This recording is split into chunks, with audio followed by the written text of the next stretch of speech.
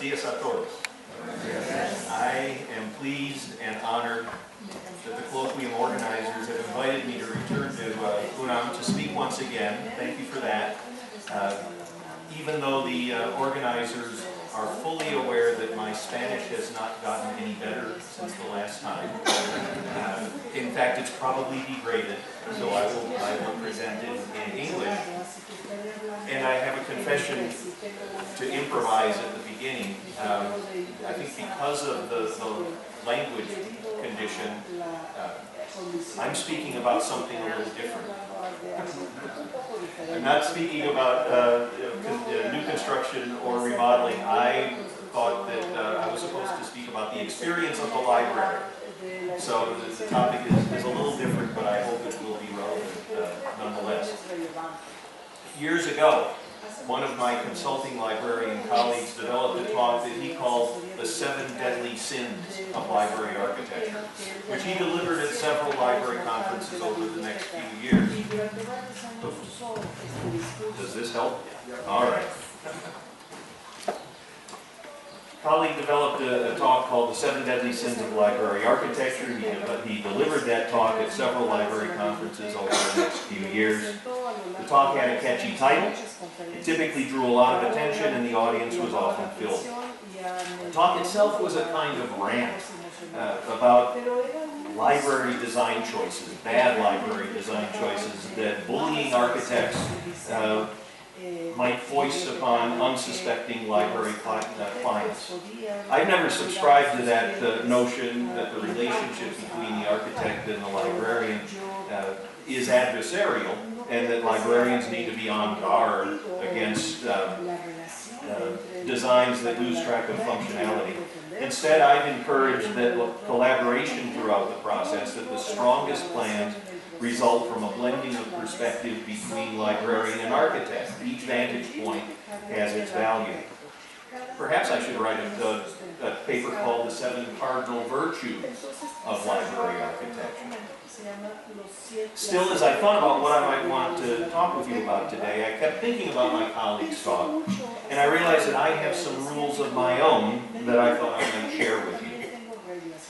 I used to teach at Dominican University's library school in the Chicago suburbs. Specifically, I taught a class called Planning and Equipping Library Buildings. One of the last times I taught that class, late in the term, one of the students said to me, "I can condense this whole class into Dahlgren's 2 laws." Well, that caught my attention. I said, "Oh?" She said, "Yes. Law number 1 is you should only have 1 public entry to your library." And I said to myself, that's a pretty good first law. She said, "Law number 2, if you cut a hole in the floor, make sure you have a good reason." She went on to say, "You have a lot of little laws, but you can break them if you have a good reason." And that, I think, is good counsel in general regarding all the advice you might receive about planning a library building. There's a lot of good advice out there about what you should keep in mind when you plan a building. We've talked about a lot of good examples during this conference. Maybe you'll hear a couple more good ideas over the course of the next few minutes. But understand that sometimes there can be good reasons to go against that advice. Experience over capacity. This is perhaps the single most significant new rule for planning library building, reflecting a critical change in how librarians approach services and the buildings that house them. During her year as president of the American Library Association, Sari Feldman said, "The library today is not about what we have for you, it's about what we can do with you." I often put it a slightly different way, that the library is no longer about static storage. It's not necessarily about bigger collections, more inventory. In fact, as we've heard in previous presentations, libraries of all types are downsizing their inventories. Back home, the university librarian at Illinois Wesleyan has often commented to me that she cannot reduce the journal holdings fast enough to create new user spaces. Many larger libraries have chosen or are choosing to move much of their collections into high-density robotic storage systems. Examples of this include the Mansueto Library at the University of Chicago, the expansion at the University of Missouri, Kansas City. Often, collections are being moved into high-density storage in order to reserve public space for users.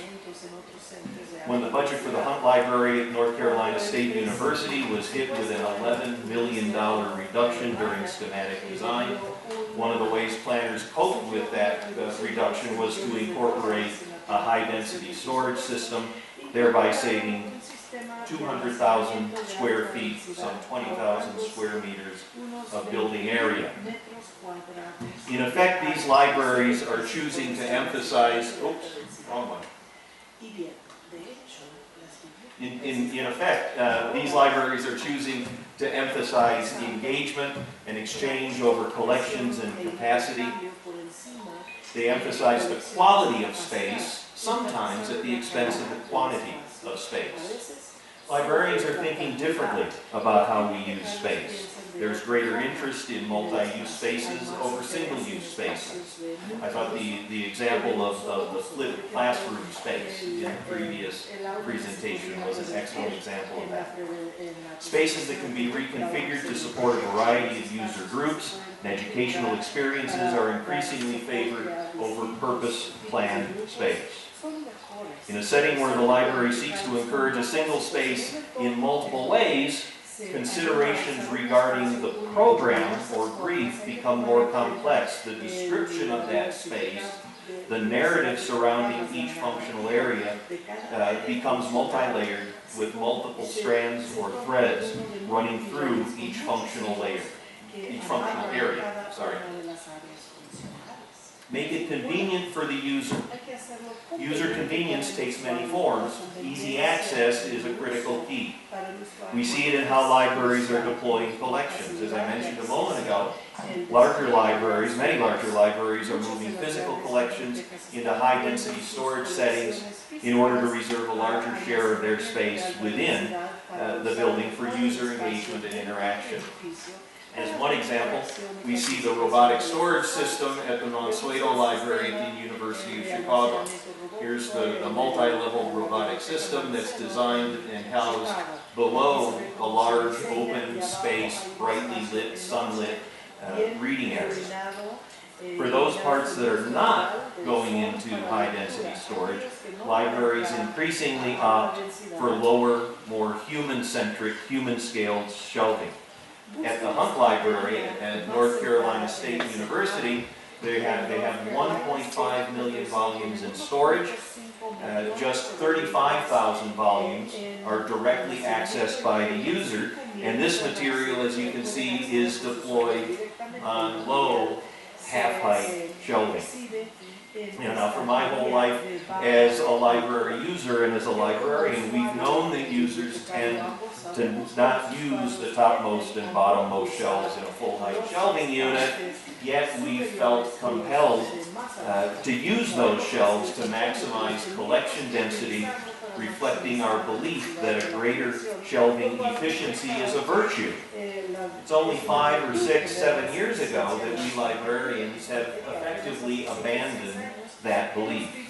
Today, libraries of all types, academic, public, are shifting to favor user convenience over capacity in deploying shelving and the collection. Another fundamental convenience involves easy, ready access to power. Convenient access to electrical service is an increasingly important part of this equation. We saw a lot of this during our tour at Colmex, the expansion at Colmex on Wednesday.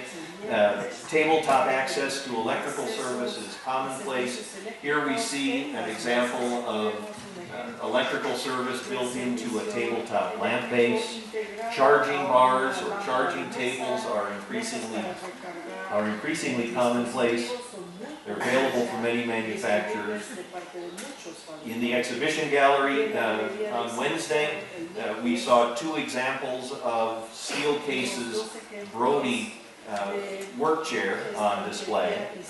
As one other example, the website for the Pew Library at Grand Valley State University in Allendale, Michigan, observes that nearly all of the library's 1,500 seats have electrical service built in or nearby. User convenience takes other forms as well. Also at Grand Valley State University, there are 250 user-accessible desktop computers. Use of those computers is tracked in real time. Users can access that information on monitors distributed throughout the building, and so can decide where is the best place for them to go to get on the computer. Users can also access those monitors to see which of the various small group study rooms are occupied and which are available, so they can go directly to a room that's available. The library even has sensors that can track occupancy levels in the open reading areas of the building, and those can be mapped so that students also know which areas are heavily occupied, which are open, which will offer an opportunity for them to study quietly, which will offer them an opportunity to see and be seen. Give the user control of the setting. Select furnishings that allow the user to reorganize and rearrange it and fashion the setting to meet their needs. At the Falk Library at the University of Pittsburgh's Medical School, there's an area at the rear of the second floor that staff tells me has to be put back in order every morning before the library opens. The staff expresses a measure of irritation about that, but to me, the fact that the users are continually rearranging the furniture says they're comfortable about making the space their own. Or maybe it means that the official layout just got it wrong. And maybe the library staff should just let the chairs and tables be where they find them every morning. These furnishings from Suffolk University can be reconfigured with ease. You can see there are all of the chairs, all of the tables are on wheels. Again, we saw many examples of that at Colmex on Wednesday. These furnishings at the Pew Library in Grand Valley State University can also be easily reconfigured. Single place settings can be gathered together in group settings. On the left edge of this picture, this image, you can see a movable whiteboard panel. They have many of those panels in this area, and the students can use those to surround reading tables and create impromptu, semi-enclosed small group study spaces. These adjacent study alcoves, also available at Grand Valley State University, can be reconfigured by the user in many different ways. Here we see an image from an academic library in Hereford, UK, which allows groups of users to create individual, informal, semi-enclosed meeting spaces using movable partitions that the users can rearrange themselves. Foster engagement. As we've heard in other presentations, engagement and interaction is key to the academic library today. That interaction takes many forms. And as Tracy Lesnesky mentioned in her presentation on Wednesday, this is an additive model. These new point forums for engagement are occurring in addition to the more traditional services that the library offers. The library environment should foster engagement between the user and the collection. This is a very traditional consideration, but today we place greater emphasis on encouraging that traditional engagement by deploying collections with wider aisles, lower, more human-centered, reachable shelving and displays. Through design, the library environment also fosters engagement among groups of users by creating comfortable, reconfigurable settings, places where impromptu meetings are encouraged. The library also fosters engagement by providing places where programs can be held, programs like this one, where presentations can be made. In addition, the library fosters engagement by providing tools for the user to connect with others, whether it be across the table, in the next room, across town, or on the other side of the planet. This is not an academic library example, but I was working with the library in Tupelo, Mississippi, the public library in Tupelo, Mississippi, and the library director and I were being interviewed by the local TV station. He and I both realized that during the course of that interview that many families in Tupelo had brothers, sisters, sons, daughters, mothers, fathers deployed in Afghanistan and Iraq. And we thought, shouldn't the library make available the technology for those families to connect with their brothers and sisters and other family members who were on duty. Another important element about engagement is to foster engagement between users and user and staff. The traditional, formal, monumental desk is or should be history. This desk at the Hunt Library at North Carolina State University is compact and it's anything but monumental. The rounded forms suggest approachability. The desk is at standing height, so it's easy for staff to make eye contact with the majority of users at this academic library. In my opinion, the desk on the right goes one step further. This is the service desk that's employed at the public library in Gothenburg, Sweden, which I saw when I was at the IFLA conference there a few years ago. Like the desk at the Hunt Library, it's compact, it's less than 2 meters across. Like the desk at the Hunt Library, it has a curvy, nonlinear form. Unlike the Hunt Library desk, it can be raised or lowered. So you can use it in a stand-up configuration or in a sit-down configuration. Moreover, it's on wheels, so you can relocate it as needed. Also note, there's an integrated power pole. The library in Gothenburg is a decades-old building, and so it uses a plenum, a ceiling plenum in the ceiling, to deliver HVAC and electrical service. That power pole extends to within a few centimeters of the ceiling and can be used to bring service down to the desktop from the plenum. Today, if we were able to put this desk in a library that uses a raised floor system, we would be able to bring the service, easily be able to bring the service up through the floor and eliminate that otherwise unsightly power pole. Even more importantly, there's something about the form of this desk, at least to my eye, that allows it to be placed on the floor in such a way that it defines our side, the staff's side, and the user's side, or it can be placed in a way that blurs that line, creating an environment, a more collaborative environment for the user and the staff to interact in. This is all the more important today because more and more we staff, we librarians, need to be looking at the same screen at the same time. Maximize flexibility. We librarians have advocated for flexibility and adaptability since before World War II. Academic libraries in particular, Heis Metcalf, David Kaser, among others, argued for repetitious modular structural systems with a minimum of interior partitions and load-bearing structures. And this became the foundation for what we know as the standard model for a flexible, responsive library. But as we advance deeper and deeper into the 21st century, this standard model comes with a very glaring shortcoming, which has to do with power distribution.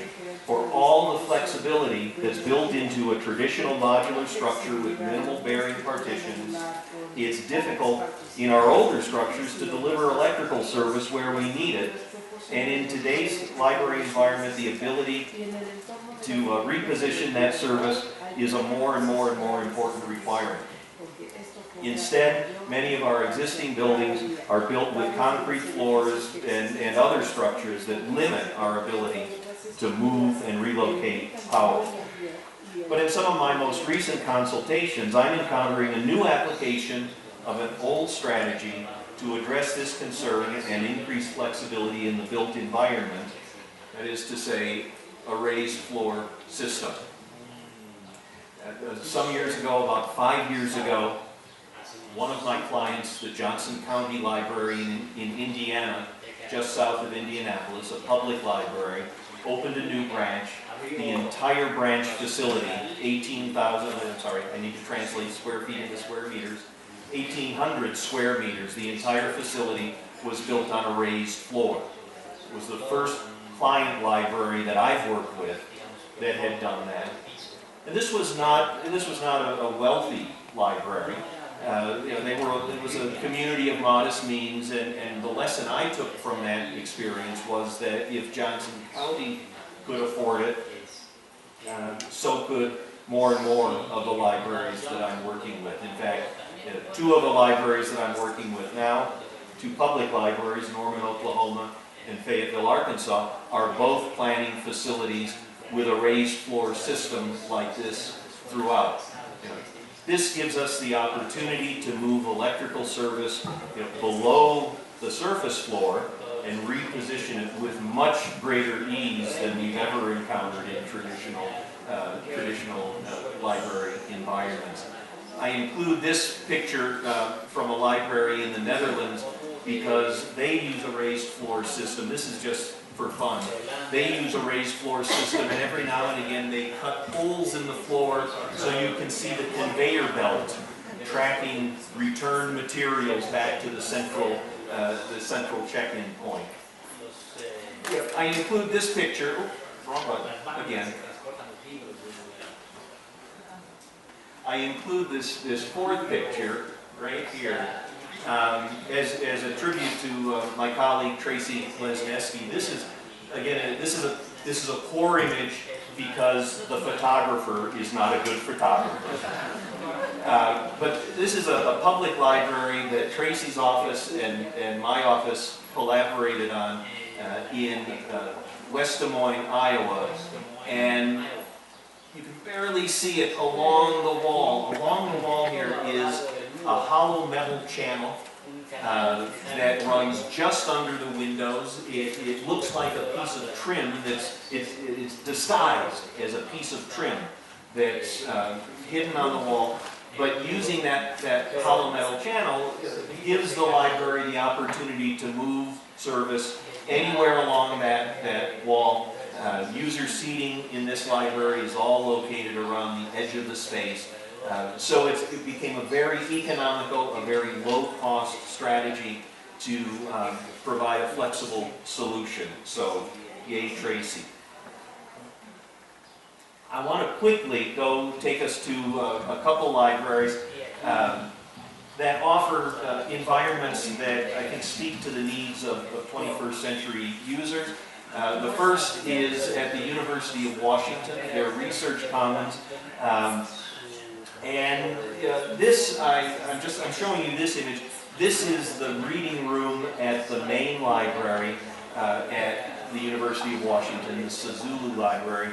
And I include it simply because it tickles me, it delights me that this very formal environment coexists with the spaces I'm about to show you, which are just a couple buildings over. Here we have the Research Center. I'm sorry, it's the Research Commons.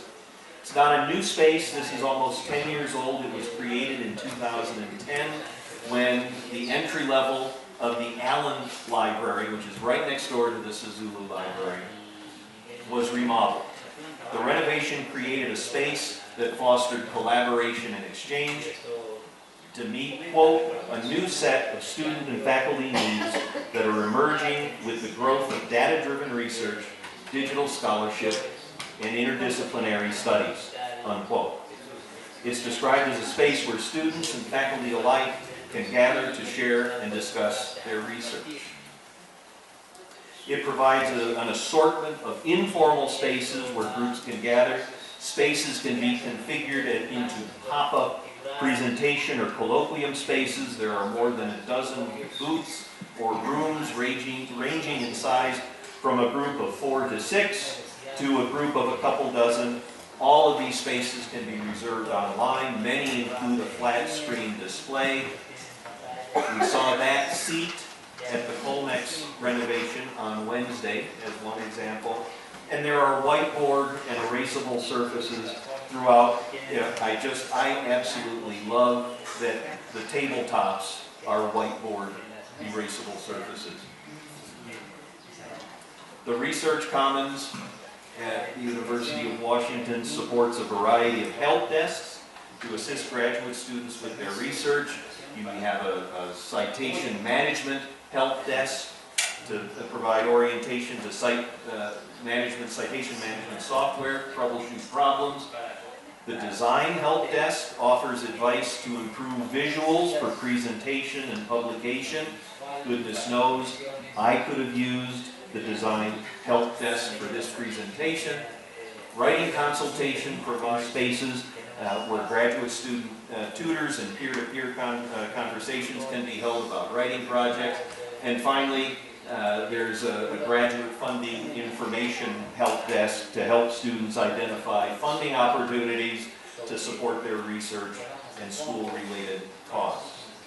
We saw some similar common spaces in Julia's presentation the other day regarding the Odegaard undergraduate library. That's the undergraduate version of the graduate spaces that are provided here in the Research Commons. The other library that I wanted us to visit quickly is the Hunt Library at North Carolina State University. This building was recognized with an American Library Association, American Institute of Architects Library Building Award in 2013. The building is 221,000 square feet, or roughly 22,000 square meters, and is the second of 2 main libraries on campus. The original main library is the Hill Library. We noted earlier the collection here comprises 1.5 million volumes in a high-density robotic storage system. Just 35,000 volumes are accessible on open shelving. Most of the space is reserved for users and engagement. The library supports a wide variety of user seating, from the very formal, traditional quiet reading room to a more casual space called the living room. This rain garden reading room also provides informal, soft seating that is reconfigurable where users can gather.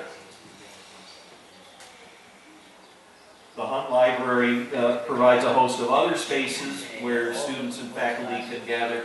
We have group study rooms of varying sizes with writable wall surfaces, and they obviously took the idea from the Research Commons at the University of Washington.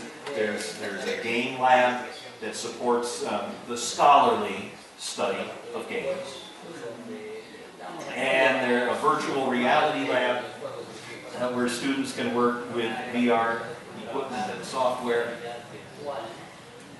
Just off of the quiet reading room, there's a huddle space, a gathering space called the Idea Alcove. Provides space where users can engage in impromptu consultations. The walls are writable whiteboard surfaces. We have a video seminar room. Robot Alley offers a user's view into the robotic high-density storage system so you can watch the mechanics at work. It's always sort of a pleasant diversion. Food service, here we have the Common Grounds Cafe. At the Hill Library, I understand they have 2 ice cream bars.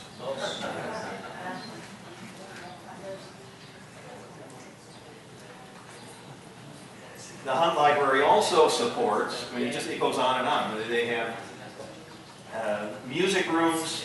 There is a 4K video editing studio, editing studio. There's a green screen studio for capturing video information, and they have a formal makerspace. It's astonishing the range of spaces and learning, teaching, and production tools that are available here for students and faculty alike. But wait, there's more. If that wasn't enough, the Hunt Library offers a visualization lab, teaching and visualization lab, a room with 270-degree screens for the visualization of data. And this creativity, there we go, this creativity studio, a flexible learning space that can be configured in a variety of ways with high-definition projectors, writable whiteboard surfaces. And all in all, the Hunt Library supports a phenomenal range of spaces and activities, offers a rich setting where students and faculty can apply a variety of technological tools.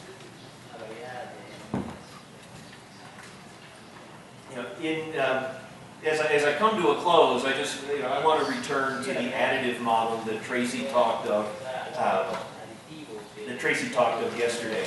The two case studies we just looked at very quickly, I think, illustrate this additive model that we've been discussing, that today's service profile and tomorrow's service profile build on the foundations and traditions that are the essence of the library, even as we go on and discover new and exciting directions.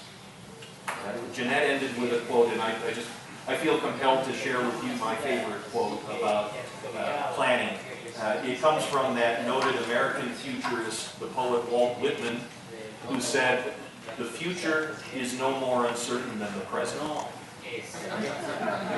So as we think about all of the, what we don't know about the future, take Walt Whitman's thought to heart and carry on. Gracias.